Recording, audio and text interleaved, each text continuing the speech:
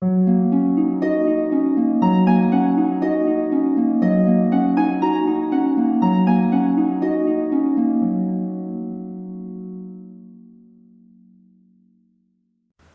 everyone and welcome to Astroreader PH.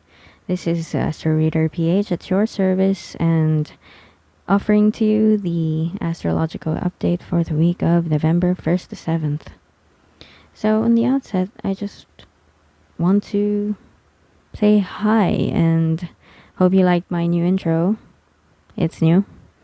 And this coming week, I just want to say, is a big week. It's not normal. It's different. It's special.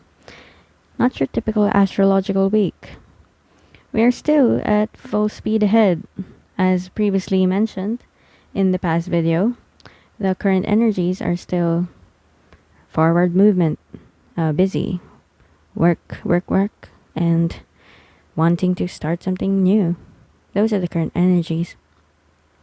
So for this week, as a whole, I just would want to advise people to stay calm no matter what happens and focus on wrapping up rather than starting fresh, because this week is sort of for the wrapping up of things, as we will discuss later. And this week is a little bit karmic because there's a heavy Saturn energy this week. So you may experience some more karma and more Saturn related activities or energies. And again, work. That's the energy. Saturn direct is just getting warmed up. So as of now, it's probably settled down. So you may have noticed that you've had an increase of work or responsibilities or duties in the past week since Saturn went direct. And we're getting settled down in the Scorpio season as well. Since Sun entered Scorpio last week, you may have found that you've been spending more or having more financial losses, but you're also more likely to share, as is Scorpio energy. Being more intimate, sharing more, and maybe having more sexual activities. Yeah. So that's it. We're going to continue now and go more deeply into these things. Again, I always emphasize T-squares. T-squares are really strong and it's hard to focus on anything else when there's one in the chart, in the sky. This week, we have another T-square, and that's between or among Saturn, Uranus, and the Sun, to be joined by the Moon. So the apex of this T-square, as you can see here, I don't know if it's bright enough, but that's the T-square. Yeah. The apex there is Saturn. I don't think it's showing up, so I have to use red there. The apex of this T-square is Saturn. So Saturn is going to be the strongest planet in this configuration.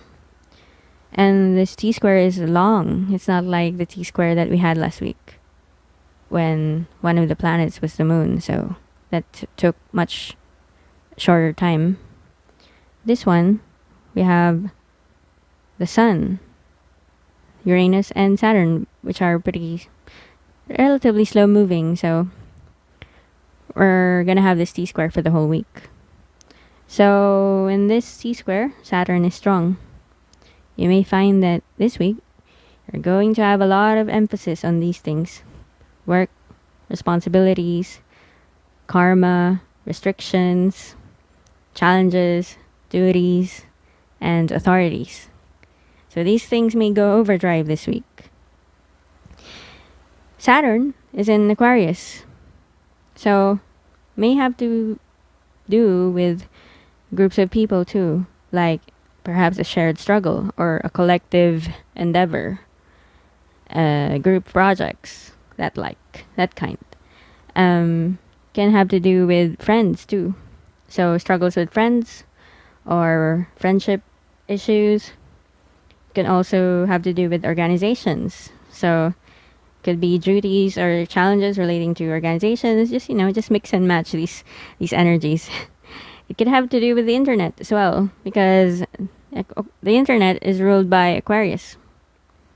And it could have to do with the truth, because science and rationality is ruled by Aquarius, which are ultimately a quest for the truth. So there could be some energy of struggling with the truth this week. I don't know how that can precisely manifest in your life, but there could be hard truths that we have to swallow this week.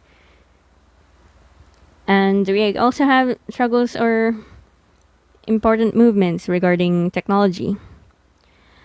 I know I say struggles here, but Saturn, the ultimate goal of Saturn is really to manifest something in reality. So the struggle is for a good cause. You may find that there may be a lot of work, but there is at least an ultimate goal in all of this. So, yeah, these are some of the possible manifestations of this T-square coming into the week.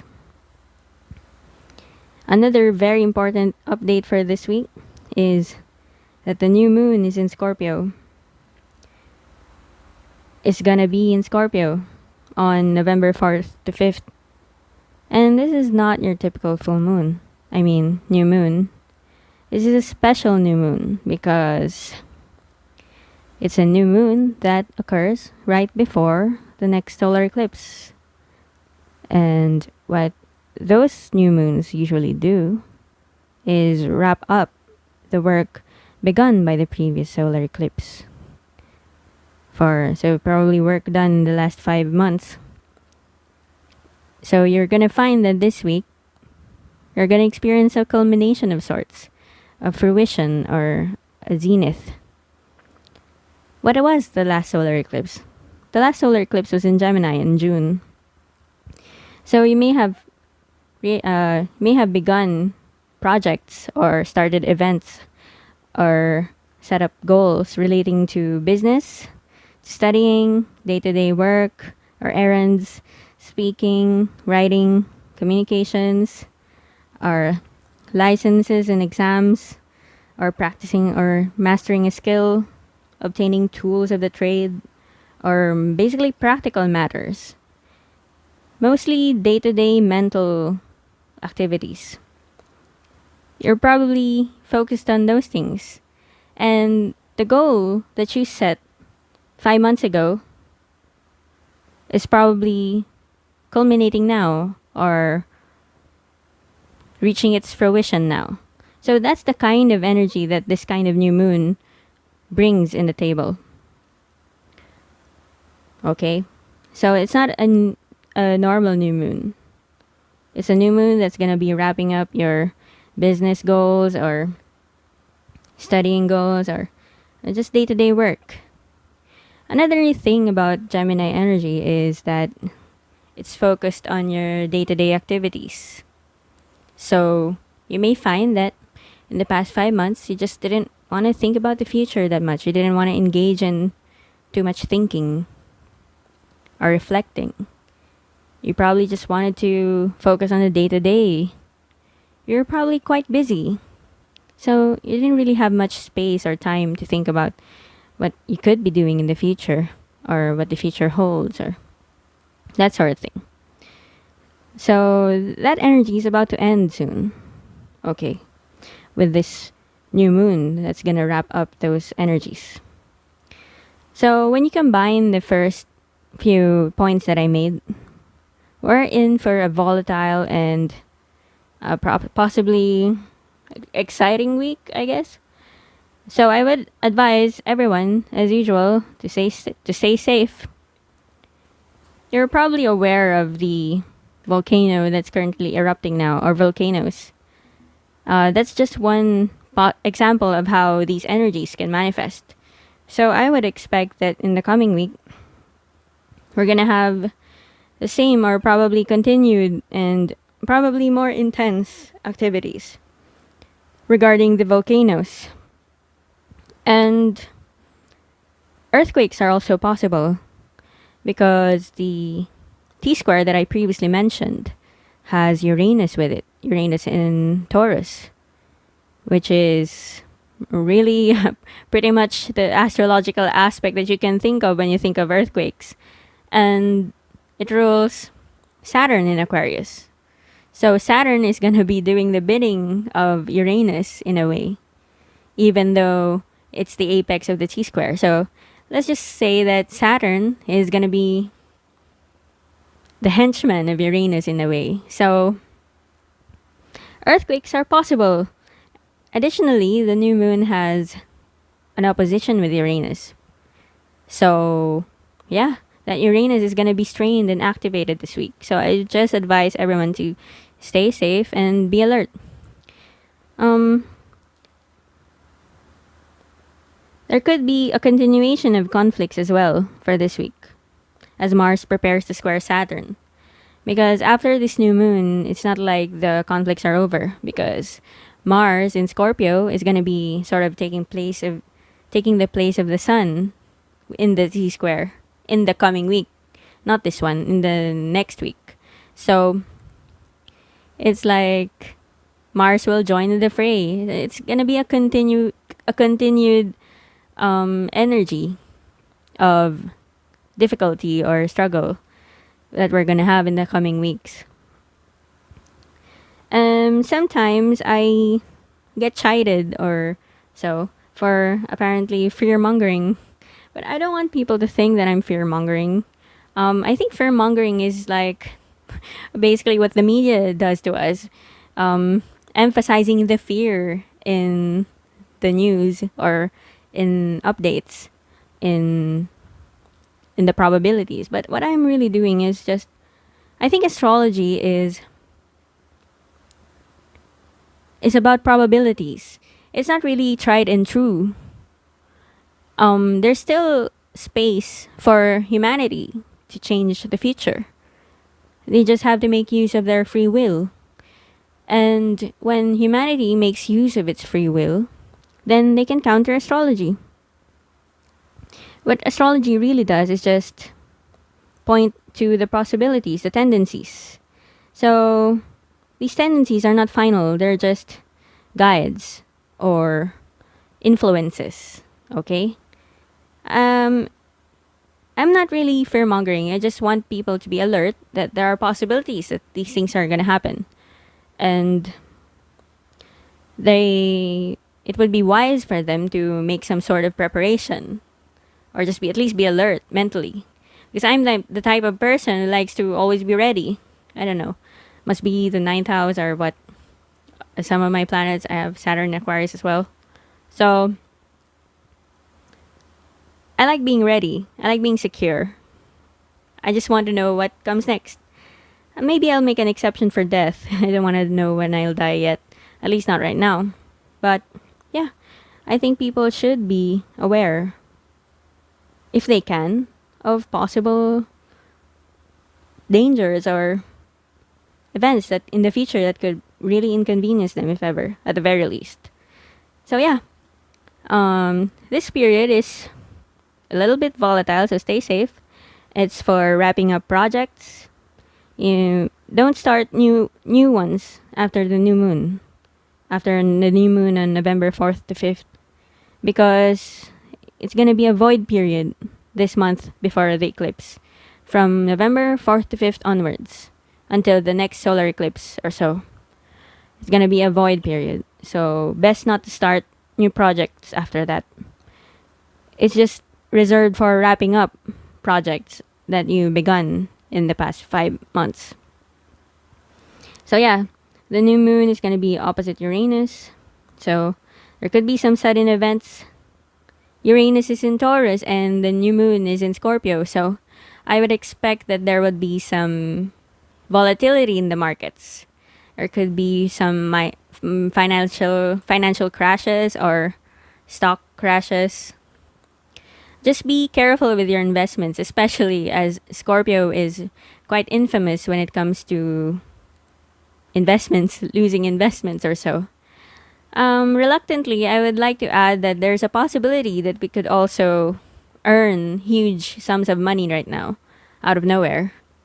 But that's probably more of the exception. And I wouldn't want to give that kind of advice. I just want to say that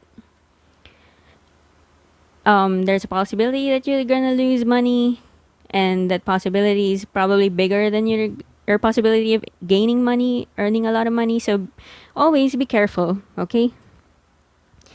Yeah. So it's gonna be we're still in the busy part of the season because of the previous events of Saturn going direct and Gemini energy culminating this week. So I don't expect that people would have much time to sit down and actually reflect even about the things that I'm saying. But yeah, soon we're gonna be letting go of these busy energies as we ready ourselves for the solar eclipse in Sagittarius in December. But that's a while from now. So for now, just focus on your tasks, finish them, and focus on your duties and your responsibilities. Uh, and if you're experiencing challenges or restrictions when it comes to your bosses or your companies or corporations or the people you work for, your employers, just endure it for now, because it will take a couple of weeks, but we're gonna have some downtime from this, okay? Now we go to a more simple update, the moon's movements. So this week we have the moon transiting Virgo, Libra, Scorpio, and Sagittarius. It'll be in Virgo from November 1st to 2nd, Libra from 2nd to 4th, Scorpio 4th to 6th. As previously said, this is the new moon, and Sagittarius from 6 onwards. So in Virgo, when the moon transits Virgo in the 1st to 2nd, we're gonna be focusing on our work, on our health, on our day-to-day chores. If you're wanting to go on a diet, probably go on a diet. Probably start your savings plan. Productivity as well. Sorry. You're gonna be trying to be more productive this week. And when it goes to Libra, the moon, then you're gonna have to focus on one-to-one interactions and probably socialize more. You're gonna be focusing on your partner and close friends. Yeah. But Libra energy is sort of weakening down now since the planets are moving to Scorpio. So you're gonna be finding that after this moon in Libra, perhaps your one-to-one interactions are gonna die down a little, maybe lessen, because you're gonna be more of an intense person. Because we're gonna be focusing on Scorpio energy next. So when the moon enters Scorpio, you'll find that you'll be immersed in these energies: sexual energies, death, intense experiences or feelings, debt or loss, or maybe spending, shopping, intimacy, sharing secrets. Well, that's Scorpio energy.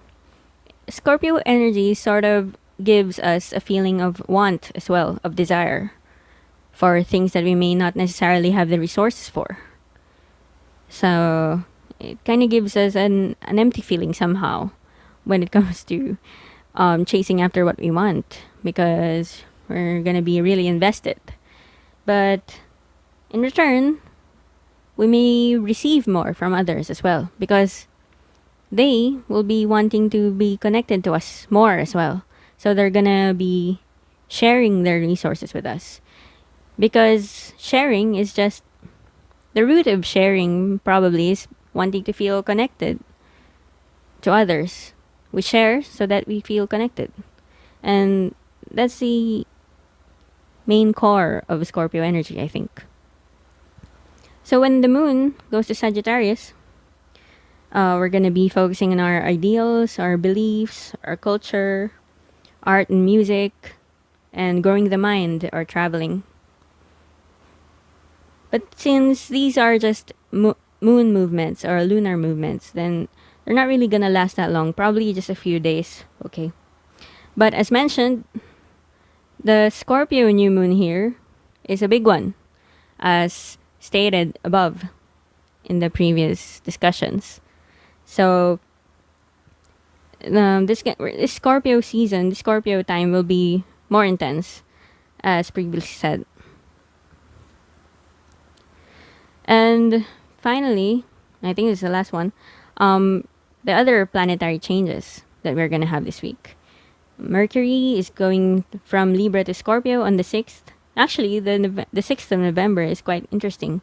Depends on your time zone, but here in the Philippines, it's going to be in the 6th. But so in the West, probably it's going to be in the 5th.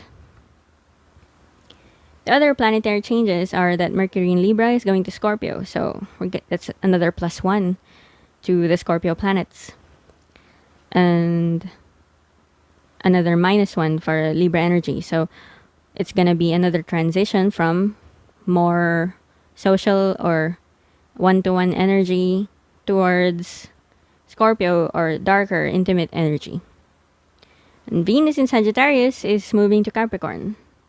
I wouldn't put much focus on this energy because it's the first Capricorn planet in a while. So it's just going to be an introductory energy into Capricorn energy, but we're gonna have more of that in the coming months. So this is not gonna be a big deal for now. Neptune is going from retrograde to stationary retrograde. This one is an interesting one. On the 6th as well. Look at that. So when a planet goes from retrograde to stationary retrograde, I would consider it extremely struggling or weak or embattled. So this Neptune is probably gonna be struggling. Okay? It's gonna be reaching near zero speed after being retrograde for a while. So it's in its weakest point in a way. And Neptune rules rest, spirituality, fiction, art, music, the soul, reflecting, leisure, vacationing, just going away for a while and growing the soul. That's Neptune. So, with Neptune being extremely weak, we're experiencing perhaps in this season an overload of exhaustion, of tiredness, of lacking leisure time, of not having a time to get away and go on a vacation or relax. We're probably a little bit starving for good art or music right now. Wanting to focus on our spirituality, finding meaning but not being able to yet. Because there's so much work, as previously mentioned. So, as you see, astrology, the astrological energies, they tend to work together instead of against each other. So, all the energies right now are really focusing on more work, more productivity, on pressure, and less on rest or growing the soul or reflecting. Okay? But that's going to change in a couple of weeks. So just hang on. Okay? Let's just endure or patiently wait for this Neptune to go direct. And then we're going to have a little bit of a relief. Okay? So, yeah, that's it. My updates for this week. Thanks for watching and stay safe, okay? Oh, I forgot to ask you to please like and subscribe, but yeah, I'm asking you now. Can you please like and subscribe? It really helps, and especially since my channel is still young and I don't have that much exposure yet, it really helps if you like and subscribe. So yeah, until next time again. Thanks. Goodbye.